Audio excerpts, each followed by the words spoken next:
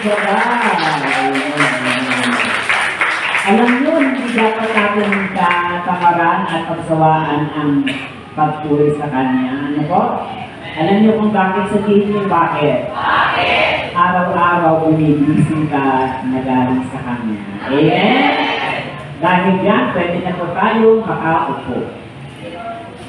Amen. Salamat sa mga laging inspired na choir and band. At salamat din sa mga walang sawang tumutugon sa panawagan ni Yahweh, and the same with the workers na patuloy na tumatalima sa responsibilidad na nakalagay sa kanyang balita. Ang title po ng ating pag-aaral, The Turning Point of Understanding. Amen? Sabihin nyo nga ulit, The Turning Point of Understanding. Isa po sa dapat katalian ng mga naglilingkod kay El Shaddai ay bukas ang kanyang isip. At alam niya kung ano nga ba ang kanyang paglilingkod sa Diyos. We must always come to the point of realization sapagkat baka sa 20 taon, sa 10 taon, sa 40 years ng ating paglilingkod, ay hanggang ngayon hindi mo pa rin inaalam ang inaasahan kay El Shaddai. Alam niyo kung bakit?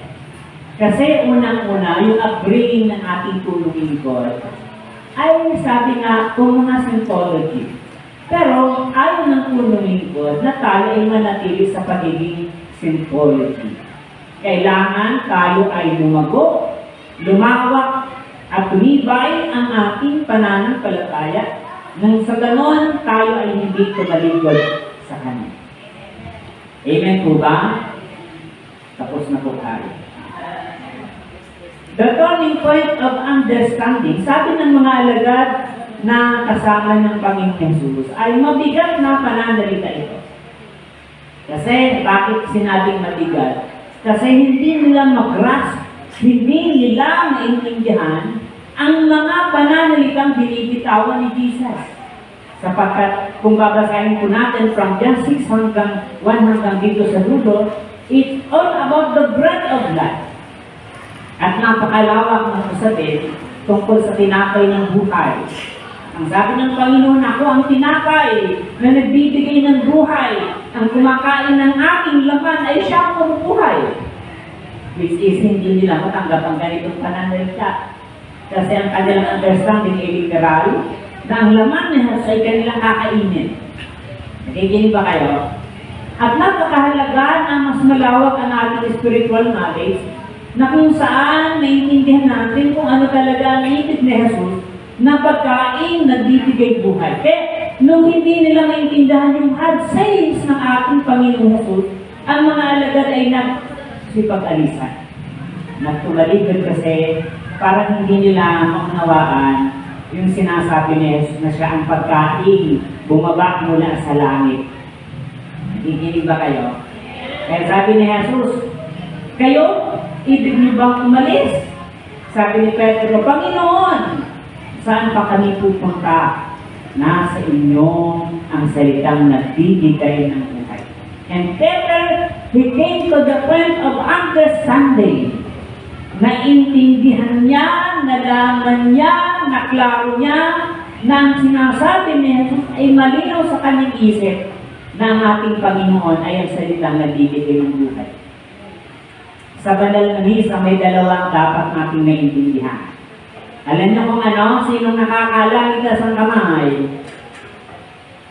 The liturgy of the Eucharist and the liturgy of the Word. Bilang Katoliko, mayroon tayong pananampalataya na ang tinapay na itinataas sa misa ay pagkain na katawan ni Jesus. At ang liturgy of the Word, ito yung homily. At walang ganun turo sa ibang sekta. Kasi ang pagkain na bibigay buhay ay hindi nila literal na si Jesus ang kanilang kinakain. And the body of Christ is not only literal but symbolic. Na ang ostya daw ay hindi katawan ni Kristo, kundi ito'y simbolo ng katawan ni Kristo. Iba yung simbolo kaysa literal na katawan. Nakukuha niyo ba? At dahil hindi nila alam ang ganung bagay, meron tayong termino na tinatawag na transubstantiation. Napakinggan niyo na yon? Pag may Google kayo, hanapin niyo yan. Transubstantiation. Transubstantiation. Ito ay paglipat ng isang bagay, ng isang substance na ang tinakay niyon kapag ikaw ay nananampalataya, nagiging katawan ni Jesus. Amen ba?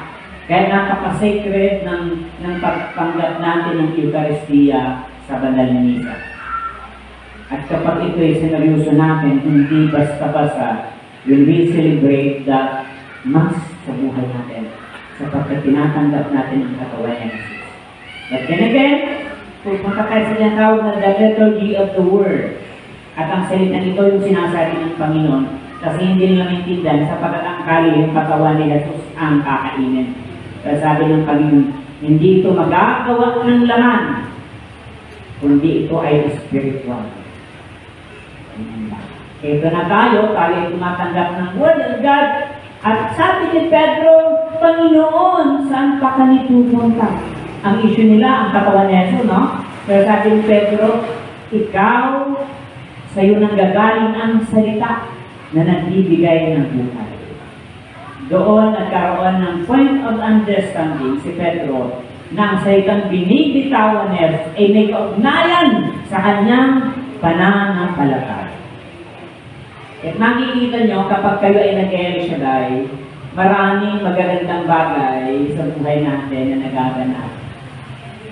Kapag kayo ay nanood ng mga rally, ng mga concert, pag uwi nyo, pagod na pagod. Pag nanood ka ng telenovela, ng mga program sa TV, nakakapagod. Pero kapag nanood ka ng Word of God at tinig ka ng Word of God, ikaw ay na-inspire. Amen. Sabihin mo sa iyong katabi, kapatid. Inspired ka ba? Sabihin mo, kapatid. Halata. Amen ba? Kalapakan natin ang Panginoon. Yung kalakpak ng mga inspired. Saan tayo darating sa tinatawag na the turning point of understanding? Paano tayo lumagay sa punto na tayo ay nakakaunawa? Alam niyo ba kung bakit maraming hindi nakapagpapatuloy kay El Shaddai? Kasi mali ang kanilang expectations. Kanya, kapag mali ang ating inaasahan, whether isang linggo, isang buwan, pwede kang bumitiw. Pero yung alam ang kanyang inaasahan sa paglilingkod, kahit hindi pa umuwi yung asawa, tuloy-tuloy pa rin. Kahit may problema, kahit may suliranin, hindi siya natigil. Kung niya, alam niya yung kanyang inaasahan sa paglilingkod. Pero yung mga tao may inaasahan na hindi ayon sa kalooban ng Diyos, maniwala ka isang araw kahit kalat-karin mo yan, di nasasama sa'yo. Pero yung mga taong simulan ng maglingkod, may problema, may karamdaman, may persecution, may suliranin, pero makikita mo, andyan pa rin. Ibig sabihin, na-open yung kanyang mind of understanding. Nagkaroon siya ng open mind, nagkaroon siya ng unawa ng kanyang paglilingkod ay hindi nasasayang. Amen ba? Sabihin mo sa katabi, kapatid, tuloy ka lang. Walang sayang, walang tapon sa paglilingkod mo. Ang lahat ng yan ay kitang-kita ni Yahweh El Shaddai. Amen? Kailangan ma-open yung mind natin na hindi tayo nasasayang at nalulugi sa paglilingkod. Alam nyo, nung anniversary natin, Biyernes pa ng alas 12 ng tanghali, pagkatapos kong namin magbago ng kalamansi sa Amber, diretso na kami ng Luneta. Alas 12 ng tanghali, mga alaon na, napakahilip. Hinahanda na namin yung mga upuan kung saan kami ilulutin. Alam nyo, alas 12 ng tanghali hanggang alas 6, hindi masaya yung katawan ko. Pero nung gumabi na, yung aktual ng gawain, yung magtutok na si Brother Ray, abang sobrang takot ko na. Hindi ko na talaga pinaya, di na kaya ng powers. Pero habang ako'y natutulog, para akong nag-hallucination. Kinamagahan, napapakinggan ko na yung mga sharing. Alam mo, mga international, no? Grabe yung blessings, isipin nyo, around the world, hindi nagkakamali si Yahweh. Sabi nga ng iba, alam nyo mga kapatid, ang dating buhay namin, kami ay mahirap pa sa daga. Sabi ko, talo kita, kami hindi mahirap sa daga, medyo mayaman naman sa daga. Hindi nyo naglalala. Sobrang hirap yun kapag mahirap pa sa daga. No? Pero sabi niya, mahirap pa sila sa daga. Pero makita niyo, naging siyang doktor, nagkaroon ng bahay sa ibang bansa. Habang ako'y natutulog, ako'y grabe yung paglalaban ng isip ko. And you know what, na-realize ko, yung mga taong ko, di pa rin naniniwala. Yung daming ebidensya na pinapahayag na kahit kailan hindi nagpapabaya sa Israel. Pag pinaniwalaan mo ang mga patotoong yun, sa dami ng panahon sila'y lumaban, hindi tumalikod, nangyari sa isip nila na ang paglilingkod ay hindi sayang, pwede rin mangyari sa ating lahat. And I know na marami nang nangyari sa inyo. Marami nang nangyari sa atin. Sapagkat ito yung ibig ng Panginoon. Kaya nga, palagi natin i-clear up sa isip natin ng paglilingkod ay kagaya ng pananaw ni Peter. Alam niyo yung pananaw ni Peter ay wala na siyang options. Wala na siyang ibang alternatives. At ang sabi niya, he submit himself to God. Ang sabi niya, Panginoon, saan pa kami pupunta? Pinapakita doon na wala na talaga siya mapupuntahan. Sabi niya pa, nasa iyong salitang nagbibigay ng buhay. Wala kang mahanap na nagbibigay ng buhay na walang hanggan maliban kay Jesus. At ito yung pinakamagandang bagay na dumating sa point of understanding natin. Paano natin makakamtan yung point of understanding sa buhay natin? O paano tayo lumaban sa pagpursong ng ating buhay spiritual? Sabihin niyo paano, brother? Iwan ko sa inyo.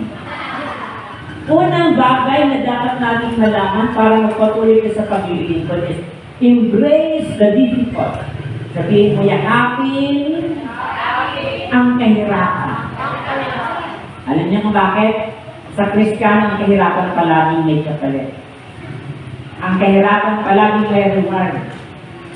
Pero sa mga taong hindi kilala sa Jesus, ang kahirapan ay sumpa. Pero sa mga taong lumalakad sa ibig ng Diyos, anumang problema at suliranin, lagi niyang inaalam ng sabi ng Panginoon, sabi ni Jesus sa pamamagitan ni St. Paul, you have to prepare for your trial. Alam niyo yung mga anak na yaman, kapag ipinamana na sa kanila yung kayamanan, hindi tatagal, mawawala yung kayamanan. Alam niyo kung bakit? Hindi sila marunong humawak ng kayamanan. Ang alam lang nila magpakasalo. Hindi nakahirap ng tinanas ng mga magulang nila kung paano pinagyaman ng magulang nila ang kanilang kayamanan. Ang alam lang nila tanggapin ang kayamanan nila, pero alam the way, nawawala. Bakit hindi sila marunong magmanis? Pero yung mga anak ng hirap, natututong magpahalaga. Natutong lumaban sa buhay. Kaya yung mahirap na yumaman, matibay ang pundasyon niya. Kuha niya, hindi na siya matitinag sapagkat pinaanan niya na, naranasan niya na, alam niya na, may hugot na siya sa kanyang dinaanan. Kuha niya. Kaya masarap magpahinga kapag sobrang pagod mong dinaanan. Amen po ba? Kapag nag-walking ko sa ambel, ang sarap mo po at mag-laptop. Pero pag puro pahinga, para kung nauupos. Kasi wala kang pagod, no? Kaya kailangan mo mag-exercise. Sa buhay natin gano'n din, kailangan mo magpakahirap minsan para ma-enjoy mo yung sarap ng katawan, no? Sa ating buhay gano'n din, kapag puro ka nalang sarap, the more na magiging ka ng discontent mo sa buhay.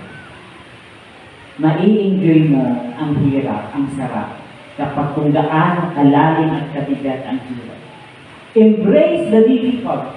Si Pedro ay alam niya ang mga dinaanan niya sa buhay. At alam niya ang dinaanan ng Panginoon at ang dadaanan ng Panginoon. Pero ganun pa man maging kamatayan ng ating Panginoon ay kaya niyang tanggapin sapagkat ito yung struggle ng Panginoon ay patungo sa katagumpayan ng buhay. Amen ba? Hindi ang walang problema, hindi ang walang karamdaman. Ang dami natin kinakakaba. Kahit gaano ka-perfect ng buhay mo, palaging may kulang. Kahit gaano ka-kompleto ng pamilya, palaging may surprise sa buhay. But the mere fact na ikaw ay meron Diyos, hindi ka dapat sumuko. Bagaman hindi ka na nagugulat sa mga pangyayari. Kasi hindi ka matatapos sa kahirapan, hindi ka matatapos sa problema. Darating at darating ang panahon na tayong lahat ay patuloy na magtatagumpay. Amen ba? Embrace the difficult. Jesus' teachings are often challenging, pushing us beyond our comfort zone. Alam nyo, kapag dinignan nyo yung principles ng paglilingkod ay hindi mahira ay madali. Sabi ng Panginoon, if you want to serve me, you have to deny yourself. Hindi madali, no? Kasi kakalimutan nyo yung sarili. Na kahit pinagtatawanan tayo, hindi malinta na bakit alam sa Jesus maging kamatayan na raw. Kanya. Ito yung condition ng Panginoon na may persecutions ng dadaanan. If you want to serve me, you have to prepare for sacrifice. Sabi ng Panginoon, buti pa ang asong dala, ang may sariling lungga. Pero ang anak ng tao, wala man lang masilungan. Amen. Pinapakita ng Panginoon that He is the perfect model of sacrifice. Kasi ang kasiyahan ay hindi yung masaya ang puso mo. Sabi ng napakinggan kong preaching ng isang pare, the main etymology of happiness is sacrifice. Ang tunay na kahulugan ng kaligayahan ay sacrifice. Sabihin niyo paano, brother? Ang magulang hindi sasaya kapag hindi niya nakita ang kanyang anak na masaya. Nagiging siyang masaya, sabi nga ng nanay, ako brother, kahit hindi na ako magbili ng santo, kahit magtipid ako sa pagkain, kahit hindi mo na ako gumasto ng marami, nakita ko lang ang aking anak na hindi nahuli na magkaroon din ng cellphone. Kaya kahit ang magulang galit na galit sa cellphone, hindi siya natutuwa na kanyang anak ay nahuli sa sitwasyon. Kuha niya, ganun yung ina, ay kailangan niya mag-sacrifice. Kailangan niya mag-tiis kasi ang kanyang kasiyahan ay makita niya ang kanyang mahal sa buhay na masaya. Kaya marinig, biro-biro natin. Oy, sister, kain na. Ako, brother, bakit na lang kitang kumain, masaya na ako. Yun pala, kaya masaya kasi nauna ng kumain. Amen ba? The etymology of happiness is sacrifice. Kaya kapag ang tao ay maraming sacrifice, maraming bunga. Kasi Jesus ang sabi ni St. Paul, walang makapag-iwalay sa atin sa pag-ibig mo. Paghihirap ba? Kapighatian ba? Kahubaran ba? Maging kamatayan. Walang makapag-iwalay. Walang makapag-iwalay, no? Kasi yung kanyang sacrifice, even unto the death, mga kapatid, ay siyang naging bunga kung bakit tayo nandito ngayon gabi. Sabihin mo siyang katabi-katabi. Huwag mong pangarapin na mawalan ng problema. Ang pangarapin mo na sa lahat ng panahon kasama mo sa ito yung dapat natin laging mindset. Sabihin mo siyang katabi-katabi. Mindset lang. Kailangan ganun tayo mag-isip. Sabi ni St. Paul, whatever is good, whatever is right, whatever is noble, anong mga bagay na mabuti, maayos, ganun dapat tayo mag-isip. Kapag nasa bahay ka at inisip mo hindi nakakabayan sa'yo, maniwala ka, mag-iinis ka. Kuha niya. Ang buhay namin ay nasa masalimuot na pabagsak na ang negosyo namin. Ang kinakatakutan lagi ng nanay ko ay yung inchik na namimili. Kasi ang utang namin sa inchik ay 500,000. Sabi ng inchik, kumusta? Ikaw ba yung anak na babae na nagdikinig? Dikinig yung palagay ko. Sabi niya, sabihan mo ang nanay mo na kailangan silang magbabayad. Kaya pag-uwi ko sa bahay, sinabihan ko ang nanay ko, naninigila naman yung inchik na ating binibilan ng harina, ng asukal. Ang utang namin ay napakalaki kasi ang utang din sa bakery namin ay alaki. Sabi ng nanay ko, maningil ka na nga. Naningil ako, nakamotor lang ako. Grade 6 pa lang ako, nagmumotor na ako. Kaya elementary pa ako, sanay na akong magmotor. At alam nyo, bawat pag-uwi ko sa ko, nay, hindi naman nagbayad, puro lang nagagalit. Kaya katuluyan kanya yung nabagsak.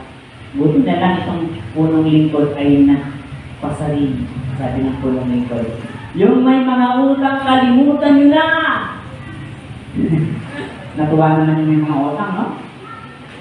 Sabi ng punong lingkod, wag na kayong maningil! Patawarin nyo na sapagkat ang Diyos ang magbabayad sa inyo. Sabi ng nanay, huwag ka na nang maningil. Hindi kami naningil. At talaga isang araw, sa pagtigil namin sa paniningil, may dumarating ng mga tricycle, sasakyan. At alam mo anong dala? May dalang kalahating sakong kalay, magbabayad. Sabi niyo na ito. Ito pa lang sa ating Brother Mike. Minsan mahirap magpatawad, mahirap tumanggap ng kahirapan. Kasi kung pag di ka nagbayad, may kalalagyan ka. Pero ang punong lingkod, alam niya yung prinsipyo ng Panginoon. Ang tunay na pagpapakita ng kabutihan ay handang i-contain. Napakahirap kaya na sinaktan ka, magpapatawad ka lang. Pero palaging may kapalit. Palaging may reward ang buhay mo. Ano ba?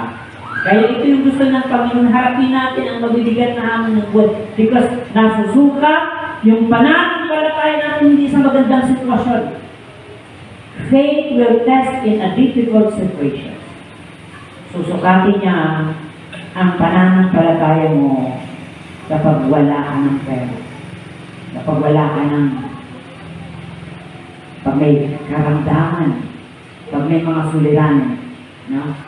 Pero along the way, kapag nakita mo yung biyaya ng Panginoon. Kasi yung lahat ng mga bagay na gagawin natin, hindi naman yung talaga ang magiging solusyon. Meron ka bang nakita ng problema, mag-umalagay ng bagahan wala ng problema? Wala naman gano'n, di ba? Sasabihin ako, brother, ako sister, grabe yung problema kung kagabi na umaga, kung hindi nakatulog, yun ang may wala ka ng problema. Meron pa rin. Hindi naman yung solution. So ang halaga, tanggatin natin, harapin natin yung mabibigat na hamon. Pangalawa, not only to embrace the difficult, but to seek the truth. Sabihin, mahanapin ang katotohanan. When we face the difficult choices, we need to seek the truth. Ayan. Yung mga kaharap na yun na nag-agang-agang yung mga disciple, nag-alisan sila kasi hindi nila nakikilala at nalalaman ang sinasabi nito. Kaya sabi nila, gusto niyo bang umalis? Tangin mga katalin. Sabihin mga kapatid, gusto mo rin bang umalis? Sabihin mga kapatid, pinapalayas mo ba ako? Yun ang tanong ng Panginoon, no? Kung gusto daw nilang umalis. Kasi kalasas na Jesus ang mga iniisip nila na hindi nila natatanggap ang mga binibitawang word ni Jesus. Kanya? Hindi nila maintindihan ng mga pananalita ni Jesus. Kaya tinanong sila. Parang sinabi na to, di naman kayo kumbinsid, ano? Alis na lang ba kayo? Parang ganun yung idea nun, no?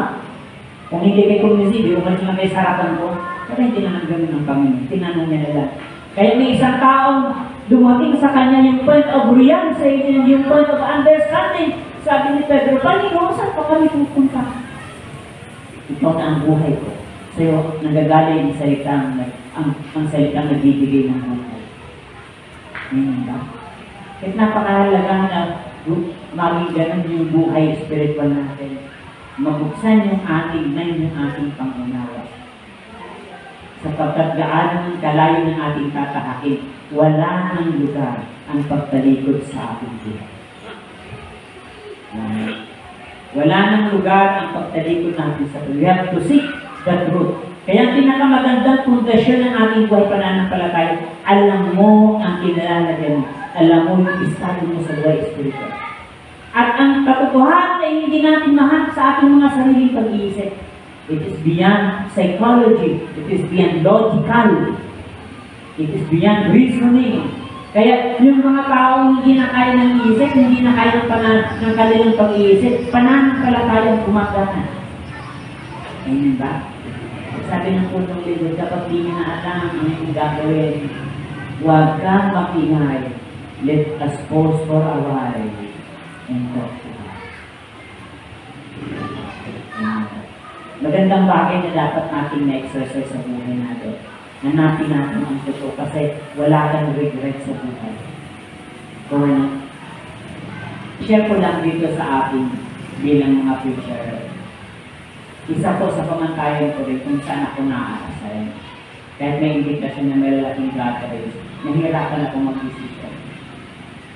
Dito sa Rizal, may gawa ng mga amor solo, alam niyo. Pero minsan, tinetips kami ng amor solo, kasi kung minsan yung gawain ay medyo pa, medyo nagsasuffer na rin. Sabi niya, Brother Chito, puntahan mo na lang yung ganitong lugar. Sabi ko, Sir, pwede ba? Sige na puntahan mo, ibigay mo lang sa akin yung mission order. Pinuntahan ko. Pagpunta ko doon, ako, brother, hindi pa dumarating yung amor solo. Sabi ko, ako na lang po ang pinapunta kung okay lang sa inyo. Yun naman ang joke ko, no? At alam ng kapatid ko sa Panginoon, sige na, brother, kasi pagkatapos mo mag-talk, may pupuntahan tayo. Eh, yung mga amor solo, malalaking gawain pinupuntahan mo. Pagkatapos kong mag-talk, binigyan ako ng software. Binigyan ko yung software. Parang sa nag-iisip ko, kaya ito na binigay sa akin. Pero yun, hindi ako nag-iisip ng masama. Pagkatapos namin ng talk, sumama kami sa isang lugar, bahay. Tapos nag-pray kami, nag-worship yung ilang workers at isang choir. Alam nyo, pagkatapos namin mag-praise and worship, bumupun kami dahil merienda kami. Maya-maya lumabas yung sister. Binigyan ako ng sobre. Brother, ito na yung sobre. Alam niyo kung magkano laman? Sabihin niyo, brother, magkano? Anong kami alam niyo? Sino magulang mga magkano ang laman? Sabihin niyo. 10,000? Higher. Higher. Binigay sa akin ay 14K. Kaya alam mo, tinanong ko siya. Kasi saan mga pag-beggaries, hindi naman ko sweldo, no? Biyaya lang talaga. Sabi mo, sister, ito ba ay tithes? Kasi baka mamaya ibinulsa ko na. Yun pala para sa amor solo, no? Sabi niya, brother, para sa'yo talaga yan. Kung sino man ang matiyempohan yan, para sa kanya yan. Sabi ko, napakaganda ng pagpasa ng hayop ako. Alam niyo, nahiya din ako kasi may kasama ko matatandang workers. Sister, kayo na maghawak nito. Nahiya ako. Pero para sa isip ko, kunwari ko lang. At least umaamin, no? Sister, sa inyo na to. Hindi brother sa nga yung binigay. Pero parang mas bubos ang aking isip. Kasi naglalaro sa isip ko. Pag ito'y binibig kong 14,000 at pag-uwi namin, may sasabihin matatandang ko. Anong ginawa ko? Sabihin niya, no, brother? Hinatik ko. Sabi ko sa inyo yung 7K, sa akin yung 7K. Nung ibigay ko yung 7K, umiyak ng malakas yung tanda. Ang brother, hindi namin ni-expect. Anong ibig kong sabihin? Kapag ang decision mo ay lakad mo ay sa gusto ng Panginoon, hindi imposibleng pagpalain ka. Sometimes, sinusuko tayo ng Diyos sa mga sinasabi natin. God will measure us in our motives. Ang hinihintay ng Diyos ay hindi yung pagpapa-impress, kundi kung sino tayo sa harapan ng Diyos. Pwede ako magbola-bola, pwede ako mag-sugar-coated, no? Pwede magsabi ng mga masasarap, magagandang mga salita, pero susukatin pa rin ako nandun sa aking kaloob-loob ang puso. Sabi ng isang professor namin, kayo ay papakinggan ng Diyos, hindi sa sinasabi nyo. Papakinggan kayo ng Diyos sa mga hindi nyo sinasabi. Kasi anong sinasabi nyo? Ako, brother, sister, ang bait mo ng pero sa loob mo na ignis ka. Yun ang di mo sinasabi. I praise the Lord, I serve you, Lord, pero sa loob mo may reklamo ka. May rebelde ka. Ang bibilangin, ang kwelwelpahin, ang susukatin yung totoong ano ka sa kanyang harapan. And we cannot ordinary God. Kaya habang tayo hindi nagiging totoo. Kaya minsan, inaamin ko ang dami ko ng kasalanan sa Lord. But I will never intimidate sapagkat lagi ko sinasabi sa kalaban. Hindi pa tayo tapos. Kakampi ko ang Diyos. Yung magandang bagay na tiyak sa puso natin. We have always to seek the Lord, mga kapatid. And another thing, don't settle for the shallow faith. Huwag kang makontento sa pananampalataya ngayon. Sabi ko lagi sa inyo, prove mo sa Kanya na kumbinsido ka sa paglilingkod. Patunayan mo sa Panginoon na buo ang paglilingkod mo. Kaya sabi niya sa kanyang asawa, bakit maglilingkod ka lang sa Lord kapag masaya? Kaya sabi niya asawa, isultahan ng Diyos mo na yan. Wala namang pwede ka, magkakakit ka, no? Sabi ng asawa mo. Kaya sabi mo, bakit? Magpapasalamat ka lang pa sa Biblia.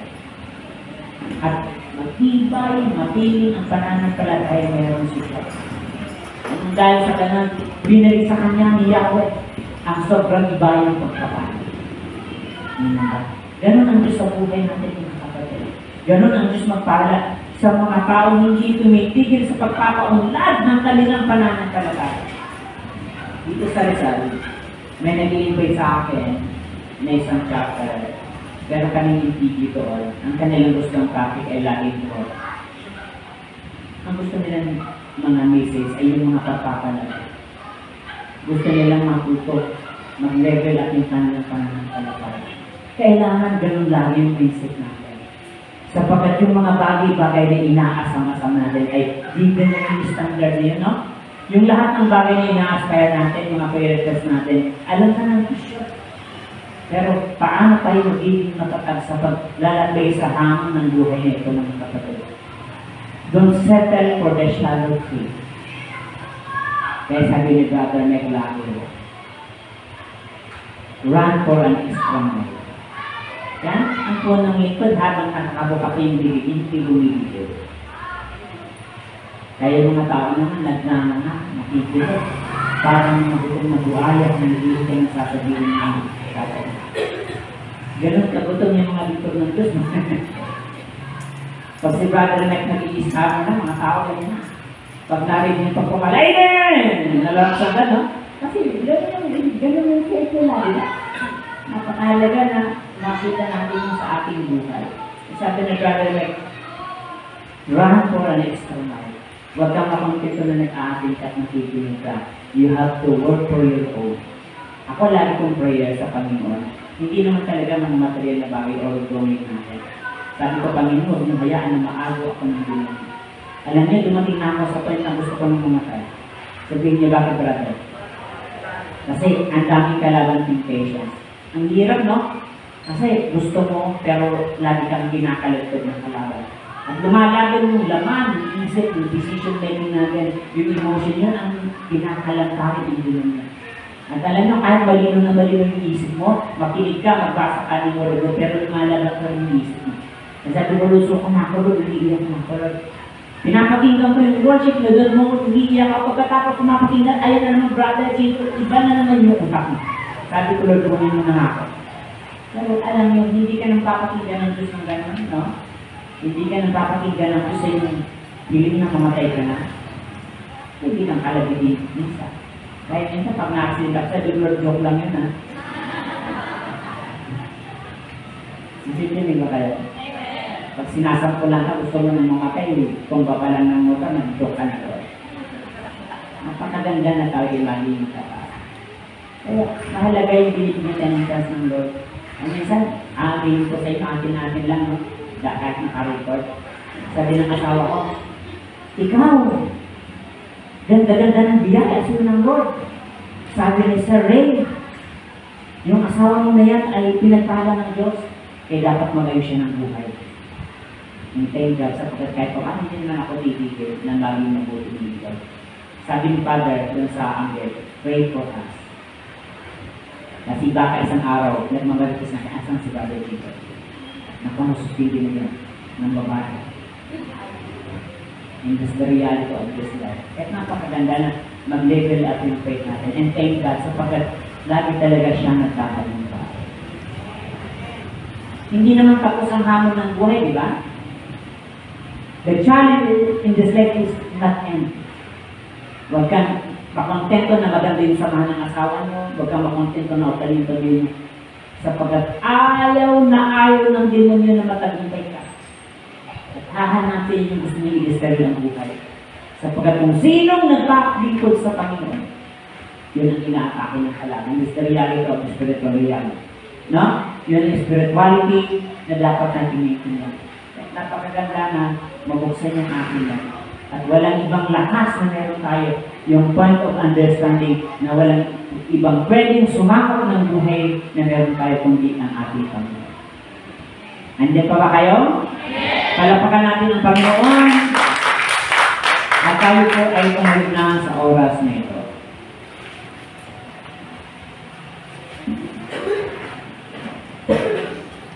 Ilagay natin ang ating kamay sa tapat ng ating puso. Sa paglilingkod natin, mga kapatid, ay hindi lamang sapat na tayo ay pagpalain ng pinansyal. Hindi lamang sapat na maayos ang ating kalusugan. Hindi sapat ang mga biyayang pinanghahawakan natin. At kung meron man tayong pinakamagandang hangarin, is to came to the point of understanding na maging klaro at malinaw ang ating paglapit sa Panginoon. Isa po sa napakagandang submission ni Peter, nung sabihin niya sa harapan ng Panginoon, at nung tinanong ng ating Panginoon Jesus, sino ang gusto mong malis, sino ang gusto mong tumulog? Isang napakagandang pananalang binisgaho ni Pedro, sabi niya, Panginoon, saan pa kami pupunta? Nasa inyo ang salitang nagbibigay ng buhay. And what we need in this life is not only material things, but a life and to eternity. At hindi natin ito maiintindihan, hindi natin ito mai-enjoy ang mga ganitong pangako. Ang mga buhay na walang hanggan, ang mga spiritual na buhay, sapagkat sabi nga ng Panginoon, hindi ito magagawa ng laman. Maliban ang ating espiritu ay magkaroon ng desire na hanapin ang Panginoon na may likha sa atin. Yun lamang pagkakataon na maintindihan natin ang calling niya sa buhay natin. Sometimes, mislead tayo sa mga desire natin. And we know that we are blessed kapag marami tayong pera. And we know that we are blessed kapag okay ang ating kalusugan. But more than that, ang kaya ibigay ng Diyos. Isa sa binitawan ni Pedro, na wala siyang ibang pwedeng mapupuntahan, kundi ang Panginoon Yesus na bibigay ng buhay. At kung meron ang tayong hangarin sa gabi ito, is to know Jesus more in our life. I want to know more. Pakinggan natin ang meeting ito, pakinggan natin ang mensahe ito, at gawin natin personal na hangarin sa buhay natin. Ang ating Panginoon ay ating maintindihan, unawaan, na higit pa sa mga kahilingan natin, yung pamilya, yung negosyo, yung problema, yung profession, ay mga bahagi lamang ng ilang taon sa buhay natin sa mundo dito. Pero ang lalalim at tunay pagkakilala sa Panginoon ay magdadala sa walang hanggang biyaya sa buhay natin. O Diyos, nang makilala ka.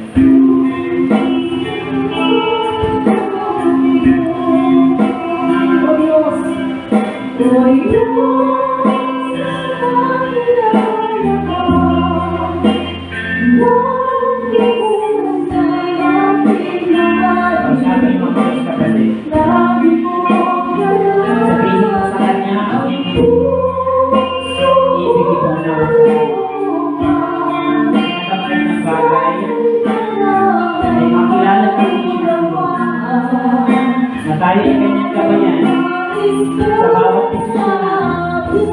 Mabuksan ang ating isip patungo sa tamang direksyon at magdidesisyon sa buhay.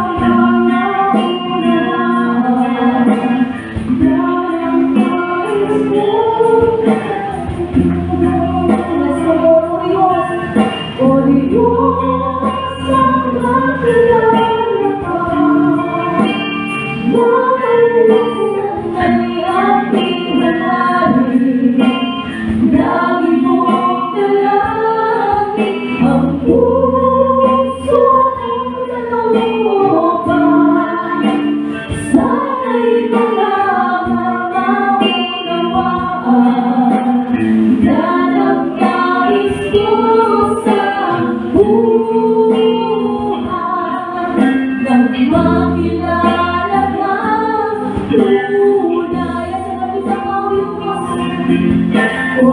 praise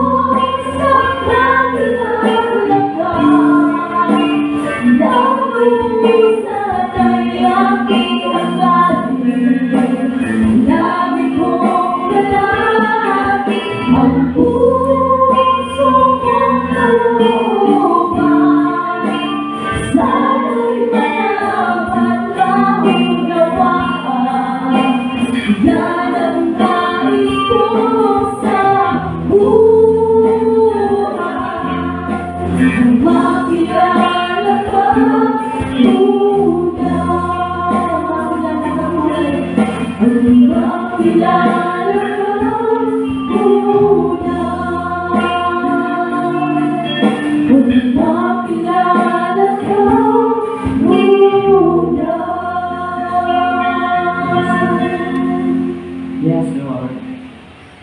Salamat, Panginoon, sa pagbigay mo sa amin ng kakayahan na kilalanin ka at lumalim ang aming pagkaunawa sa kalooban. Sapagat ang mga bagay-bagay na inaasam namin ay maaari mawala ng oras sa buhay namin. Pero kagaya po ni Pedro, wala sa ibang hangarin kundi ang kanyang naisabuhay at makakita niya ang buhay na pangako mo sa amin. Mga kapatid, tayo kayo sabay-sabay ng manalangin, sundan nyo ang ating panalangin at gawin natin personal na prayer ito sa ating buhay. Dakay ng Yahweh Shaddai, sa pangalan ni Jesus, ang hangarin namin ay lubusan kang makilala sa aming buhay. Higit pa sa mga kandina namin. Higit pa sa mga bagay at hangarin ng aming buhay sa mundong ito, kundi makamtan ang tunay na dahilan at plano mo sa buhay namin. Makilala ka patungo sa buhay na walang hanggan. Amen. Amen. Kung na lang po ang manalangin. Dakilang Yahweh Shaddai, salamat po sa gabi ito. Nawa tuloy mo sa puso namin kung bakit kami nandito. Kung bakit kami naglilipad sa pagkatulit pala sa mga bagay-bagay na inaasal namin. And Father God, we always pray na patuloy na lumog ang aming buong pananampalataya at umibay ang pundasyon namin sa pagkakilala sa iyo. Sa pagkatagay po ni Pedro, saan pa kami pupunta? Nasa iyo na ang salitang nagbibigay ng buhay. Sa ngalan ng Ama, ng Anak, ng Espiritu Santo. Magandang gabi po sa inyong lahat. Let us give thanks. Let's give thanks,